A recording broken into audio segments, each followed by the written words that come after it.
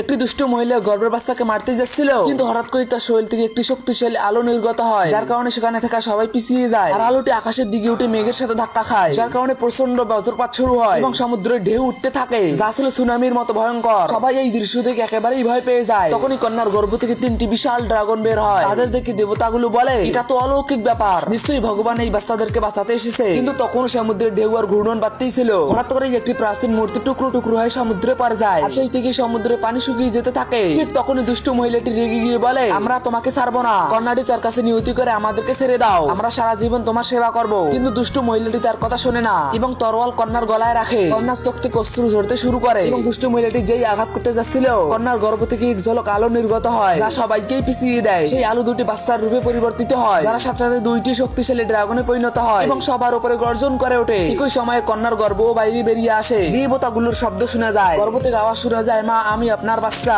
কন্যার চোখে আনন্দের অশ্রু ঝরে পড়ে। কিন্তু তখনই দুষ্ট মহিলাটি তরোয়াল উঠিয়ে গর্ভে আঘাত করে, গর্ভটিও বাতাসে উড়ে এবং দুষ্ট মহিলাটিকে মাটিতে ফেলে দেয়, যার কারণে সে সামনের দিকে পড়ে যায়। গর্ভে থাকা শিশু দুটি মুচকি হাসে। সৈন্যগুলো গর্ভে আঘাত করার চেষ্টা করে, কিন্তু গর্ভটি একে একে সবাইকে নিচে ফেলে দেয়। রাজাও তাকে ধরার চেষ্টা তার সৈনিকদের উপর ধাক্কা খায়, যা দেখতে বেশ মজার ছিল।